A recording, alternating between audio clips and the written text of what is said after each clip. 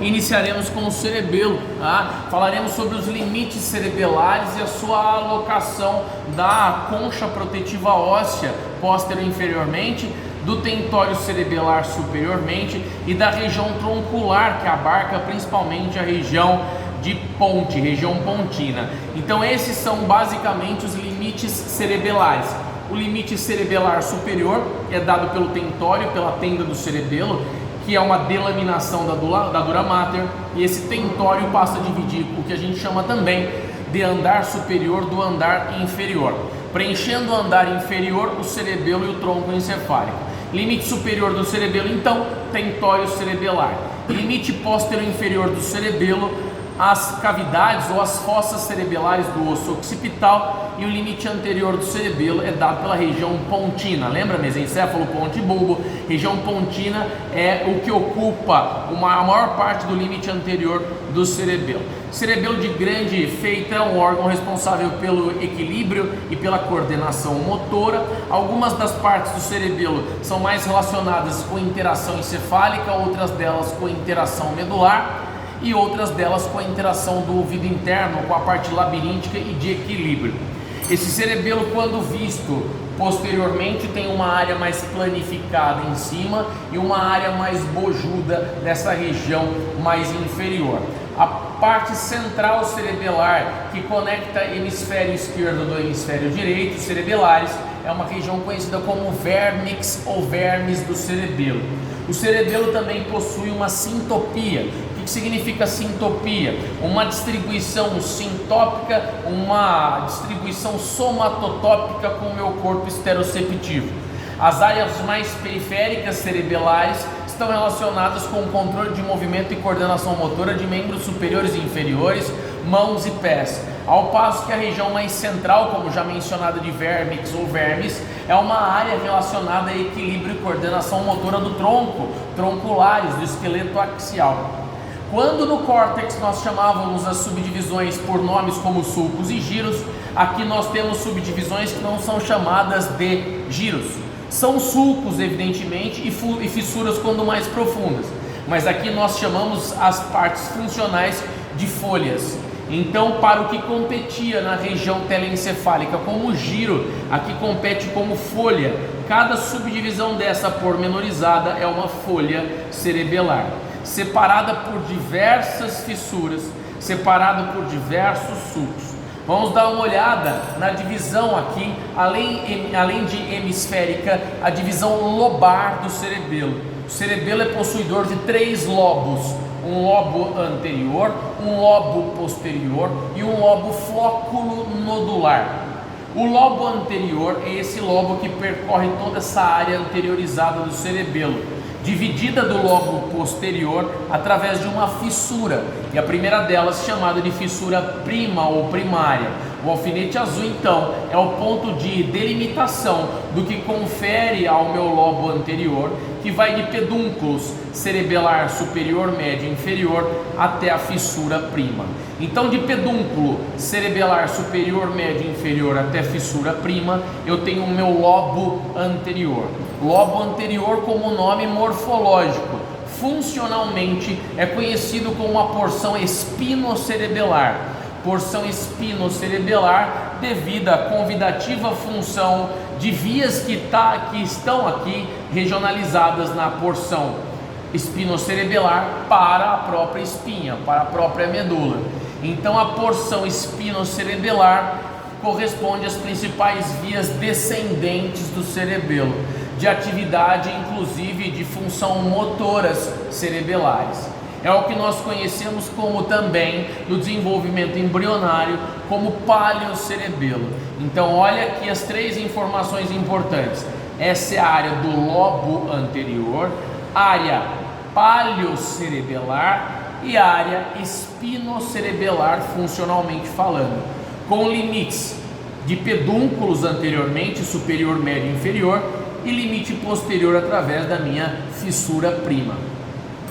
Esse então que eu alfineto é o meu lobo anterior do cerebelo, o meu espinocerebelo, e de origem embrionária o meu paleocerebelo.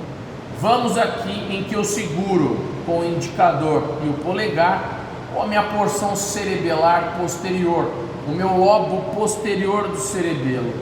Esse então é o lobo posterior, que tem como limite o que era limite posterior do lobo anterior, passa a ser o limite anterior do lobo posterior, que é a fissura prima. Fissura prima delimitando o lobo anterior do posterior. O lobo posterior se estende inferiormente até uma fissura também bem profunda, e essa fissura bem profunda é chamada de fissura posterolateral. Então o lobo posterior se estende de fissura prima até a fissura posterolateral. O lobo posterior, que funcionalmente é chamado de porção cérebro-cerebelar, ou seja, convidativamente, essa porção faz mais conexão com o córtex e com as unidades superiores supratentoriais do que com a medula. Tudo bem? Ao contrário do meu espinocerebelo, que fazia conexões medulares, o meu cérebro-cerebelo fará conexões cerebrais. No desenvolvimento embrionário, ele se desenvolve a partir do meu neocerebelo. Lobo anterior paleocerebelo, lobo posterior neocerebelo. Ficando por conta agora a última porção cerebelar, e aqui faço um rebatimento central, veja, e lá no fundo, ao corte sagital aqui produzido, eu tenho o último lobo, chamado de lobo flóculo nodular. O lobo flóculo nodular, ele é confeccionado por uma porção centralizada nodular e duas porções floculares, porção flocular esquerda, porção flocular direita, ok? Lobo flóculo nodular, flóculo nodular. Uma área que funcionalmente responde ao meu vestíbulo cerebelo, recebe informação do ouvido interno, da inervação vestíbulo coclear. Então essa área é responsável pelo equilíbrio, ok? Então porção vestíbulo cerebelar, recebendo informação sensorial do ouvido médio interno, da inervação vestíbulo coclear, área de lobo flóculo nodular. Flóculo nodular. Do desenvolvimento embrionário é a área do meu arquicerebelo. Então eu tenho paleocerebelo, neocerebelo e arquicerebelo aqui. Ok, pessoal? O córtex cerebelar nos prediz muito com relação à distribuição desses lobos aqui. O córtex cerebelar tinha uma distribuição celular diferente da distribuição cortical. Para o córtex nós tínhamos 6 camadas de células. A primeira camada lá em cima era molecular, vocês se recordam, células achatadas de neurônio bipolar de transferência de informação associativa. A segunda camada era uma camada o quê? Uma camada, além da molecular, a primeira, a granular superficial, uma camada sensitiva. A terceira camada era a piramidal motora, depois replicava-se as camadas granular profunda e piramidal profunda, depois uma camada de transição. Aqui, para o córtex cerebelar, não tenho 6, mas tenho 3 camadas. Essas 3 camadas de fora para dentro sequencialmente são: a primeira continua sendo uma camada molecular, a segunda camada de células chamada de camada de células de Purkinje, não é? E a terceira camada uma camada granular, só porque não há nem superficial e nem profundo, então a única camada é granular. Então mais uma vez para o córtex cerebelar eu tenho molecular, Purkinje e granular. A grande maioria esmagadora dessas células neurais do córtex cerebelar são responsáveis por atividade inibitória. Isso significa que o neurotransmissor aqui, contemplativo para essas tarefas, é o GABA, o ácido gama-aminobutírico inibitório. Ele vai tentar arrefecer, diminuir as hiperneurotransmissões, seja para córtex tanto quanto para medula. O cerebelo, então, é um órgão modulatório, principalmente na eferência motora. Ele controlará movimentos excessivos, como tremores ou movimentos atáxicos, o que nós chamamos, em outras palavras, como uma lesão do cerebelo. Nós temos uma ataxia, ou até outros movimentos incoordenados para membros inferiores, superiores e troncos, como por exemplo a disdiacocinesia, uma lesão cerebelar, principalmente no espinocerebelo, na porção de maior contato com as vias descendentes, vias inferiores motoras, pode levar, por exemplo, a uma dificuldade de movimentos síncronos e de repetição. A esse padrão patológico nós chamamos de disdiacocinesia. A dificuldade no padrão de repetição, como por exemplo bater palma. Quem tem uma lesão nessa porção de descida motora pode levar a uma disdiacocinesia. Uma dificuldade na replicação oscilatória de movimentos repetitivos, como bater palmas, por exemplo. Isso é uma disdiacocinesia. Uma lesão nessa área também pode levar a um quadro de dismetria. Ali está a pinça e eu vou pegar, por exemplo, eu faço isso. Uma atividade dismétrica, né? Eu tenho uma falta de cálculo para aí a execução de tarefas motoras. Disdiacocinesia, dismetria, movimentos de ataxia de tronco, por exemplo, movimentos balísticos, movimentos rápidos, normalmente são produzidos por lesões cerebelares. Então, mais uma vez, destas três células, desses três conjuntos de células entre molecular, Purkinje e granular, nós temos a grande maioria trabalhando com caráter inibitório. A única camada que trabalha com caráter excitatório é a mais profunda, é a camada granular. Lembra que para o córtex não era, as granulares eram o que? Somestésicas e as piramidais eram motoras. Aqui não, eu tenho atividade o que? Excitatória na camada granular, excitatória. Mas e de maneira motora? Qual é a camada motora, professor? A camada motora é a piramidal, ok? Só que as duas primeiras camadas são inibitórias e a mais profunda excitatória. E a única camada motora é a piramidal, que é inibitória.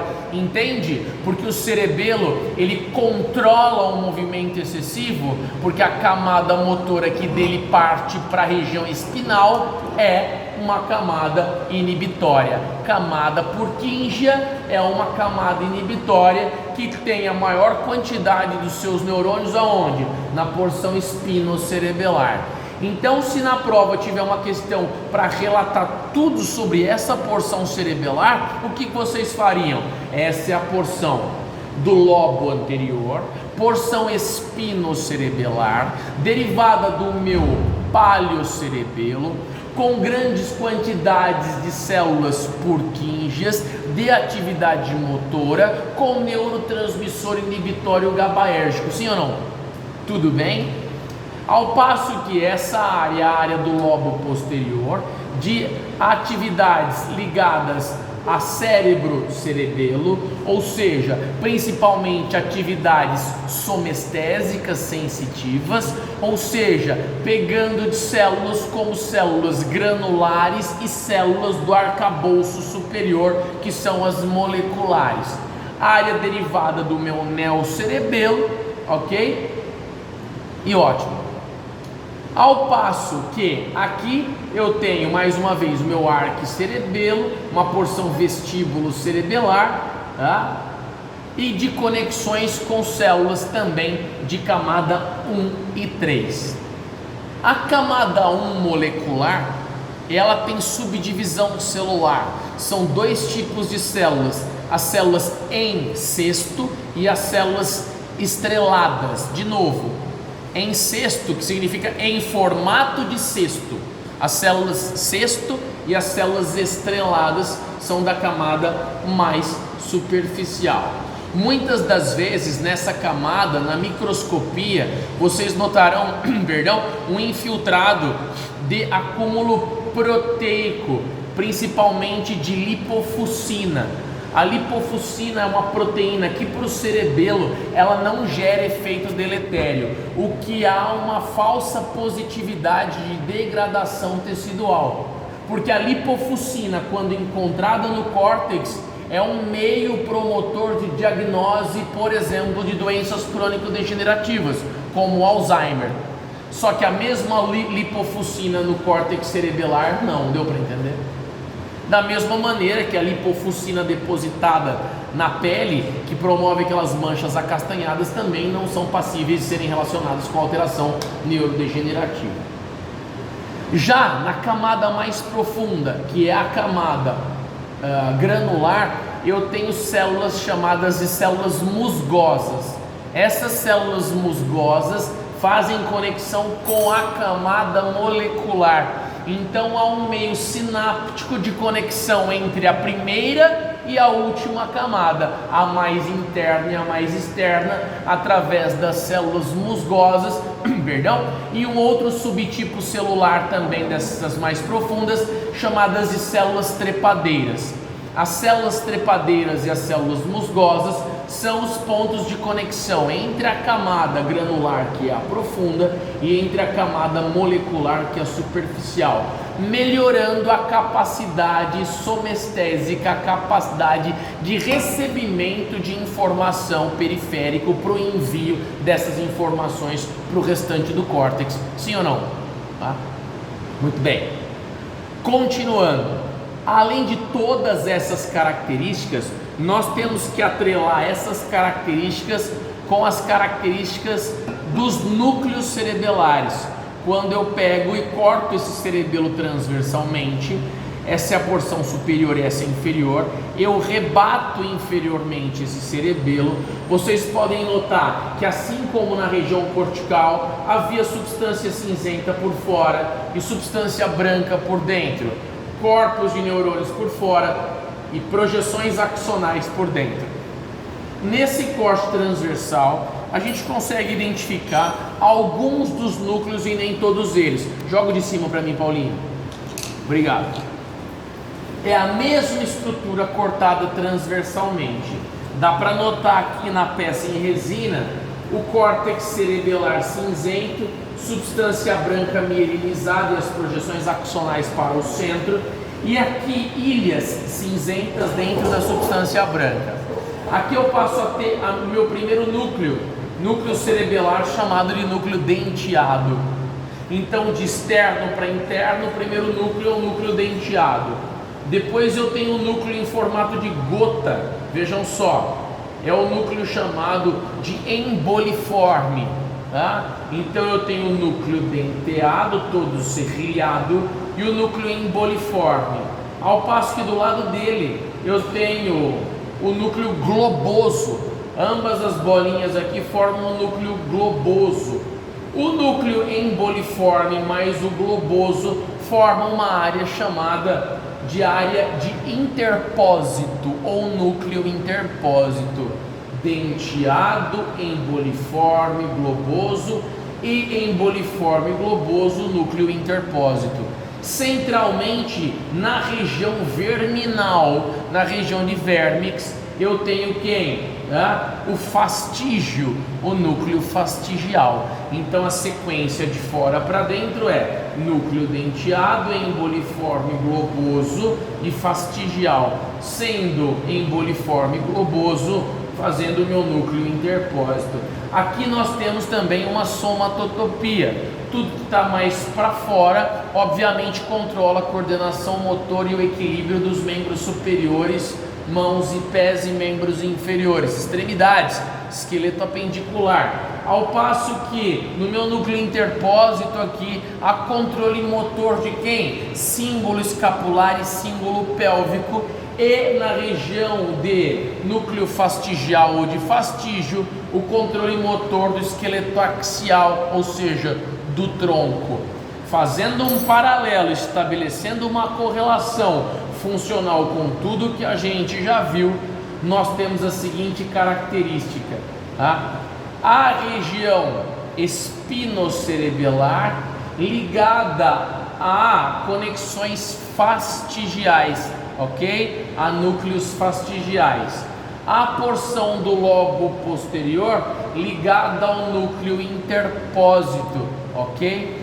E a porção flóculo nodular ligada à porção denteada, que aliás não é prerrogativa única. A porção denteada faz conexões com todos os lobos, seja o anterior, posterior ou flóculo nodular. Tudo bem, pessoal? Vamos agora estabelecer aqui um comparativo entre a peça de resina e, com muito carinho, tentar visualizar ou de maneira imaginativa, né, verificar aí o primeiro núcleo, que é o denteado, nessa porção serrilhada. Olha que gracinha. Depois eu considero essa região mais escura como o meu núcleo emboliforme. Depois no alfinete aqui mais clarinho e medializado o globoso. E esse corte não tornou permissiva a visualização do fastígio. Não estava assim? Esse corte foi muito inferior. Esse corte deveria ter sido feito o quê? Mais para cima, mais superior, tá? Então a região fastigial aqui, ó, o núcleo do fastígio, não foi passível de ser observado. Se caso nós quisermos simular a região fastigial, seria essa região mais central verminal. Ok, pessoal? Então de lateral para medial, denteado, emboliforme, globoso e fastigial como núcleos cerebelares, tá? Então este foi o cerebelo com as suas regiões e suas funções. Interessante agora que nós possamos ter a medula, analisar características da medula. Medula espinal começa aonde eu tenho o forame magno, abertura foraminal magna do osso occipital, e a medula termina à altura de L2 da segunda vértebra lombar, e de L2 para baixo eu tenho a projeção das radículas ali sacrais, saco dural, filamento terminal, inervação que vai para a região urogenital inclusive. Essa medula é um cone cilíndrico que tem duas áreas de abaulamento. Eu tenho uma chamada intumescência cervical e uma intumescência lombosacral. Na intumescência cervical há uma dilatação laterolateral da medula, depois ela se estreita novamente, né, cônica cilindricamente, depois ela intumesce na região lombosacral. Intumescência cervical e lombosacral, áreas pelas quais vão se projetar o plexo braquial e o plexo lombosacral, por isso que o trofismo e a secção transversa medulares nessas áreas são maiores. Essa medula tem raízes que saem em pontos intervertebrais dos forames intervertebrais, os pares de nervos espinais mistos. Nem sempre a mesma altura de lesão medular estabelece a mesma altura de lesão vertebral. Normalmente um segmento medular fica acima. Se caso houvesse uma fratura, por exemplo clínico, uma fratura explosão da vértebra C3, o segmento medular da raiz de nervo espinal misto que sairia e afetado seria C2. Então sempre um segmento medular acima. Por isso que nós temos uma saída medular de C8 e nós não temos vértebra C8, tá? Então não compete uma simetria da saída do par de nervo espinal misto com a vértebra em questão fraturada ou esmagada cominutivamente por um acidente automobilístico. Tudo bem, pessoal? Lembrando então as áreas medulares e a observação dessa medula em uma vista anterior. Anteriormente, o sulco na frente é bem mais profundo, então nós não chamamos de sulco, nós chamamos de fissura. Veja só, havendo rebatimento aqui, ó, dá para ver aí a abertura da fissura anterior, ó, fissura longitudinal anterior da medula. Tudo bem, pessoal? Quem passa pela fissura anterior da medula? Quem passa pela fissura anterior é uma artéria chamada de artéria espinal anterior. Mais uma vez, com muito carinho, olha aqui, ó, estou rebatendo com a ponta do alfinete a artéria espinal anterior, que percorre toda a fissura anterior medular. Fissura anterior com artéria espinal anterior aqui. Vale lembrar que as informações somestésicas, elas entram pelo corno posterior da medula e saem de maneira motora pelo corno anterior. Vocês viram exaustivamente isso nas vias espinotalâmica lateral anterior, nas córtico-espinais também. Lembra? Via coluna dorsal leminisco medial, via coluna anterolateral. Vamos dar uma olhada então num corte transversal da medula. Cortei a medula, aqui é anterior, aqui é posterior, então significa que aqui é anterior e aqui é posterior. Precisamos de um bonito e um belo zoom para poder identificar centralmente a porção branca da medula, e lateralmente a porção cinzenta. Isso nessa peça, mas é evidente que o que é branco aqui é cinzento didaticamente e obviamente neurônios são formados ali. E lateralmente o que passa a ser mais escuro na verdade é mielina, Então a porção central da medula do H medular é a porção cinzenta e as colaterais são porções brancas. Vamos aos alfinetes agora, Vamos aqui alfinetar o corno anterior da medula, ou seja, o corno motor dessa medula. Olha só, aqui eu alfineto o corno anterior da medula, veja, corno anterior da medula. Aqui eu vou alfinetar o corno posterior da medula, veja, corno posterior da medula, corno posterior da medula, ok? Agora eu vou alfinetar as áreas entre os cornos, que são as vias de condução que nós vimos em neurofisiologia como sendo os meus funículos, a passagem aí desses elevadores de condução.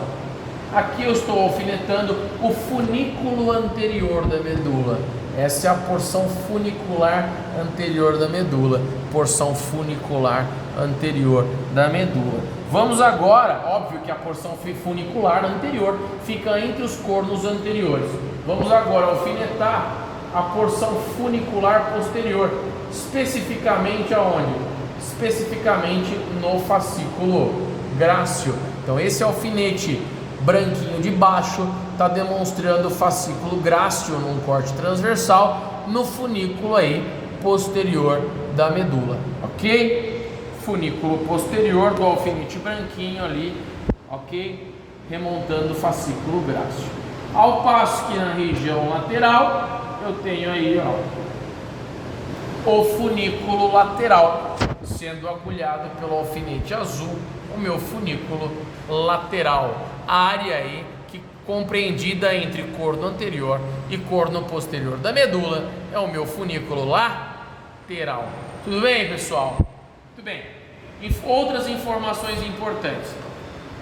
Já que eu tenho o corno anterior por onde sai informação motora, já que eu tenho o corno posterior por onde chega informação sensitiva, elas devem chegar por sulcos. Olha só, lateral à fissura anterior, olha que interessante, eu tenho o sulco anterolateral. Então esse alfinete azul remonta a posição do sulco anterolateral, sulco por onde saem raízes o que? Motoras. E quando posteriormente eu observo o sulco posterolateral. No alfinete rosa, o sulco posterolateral, por onde adentram informações sensitivas, somestésicas. Então, professor, significa que essas porções aqui, descabeladinhas, são as raízes somestésicas? Sim, são raízes somestésicas que adentram o corno posterior da medula. Ao passo que aqui nós temos ainda, vamos ver aqui, rebatendo a artéria espinal anterior, aqui nós temos o que restou de parte de algumas raízes motoras saindo pelo sulco anterolateral. Tudo bem, pessoal? Então, basicamente é isso. Aqui a membrana dural, a dura mater, com as suas saídas cônicas dos pares de nervos espinais mistos, meio de cobertura protetiva medular. O dura mater se estende desde a região cortical, passando a ser revestimento da medula. Ok? É isso.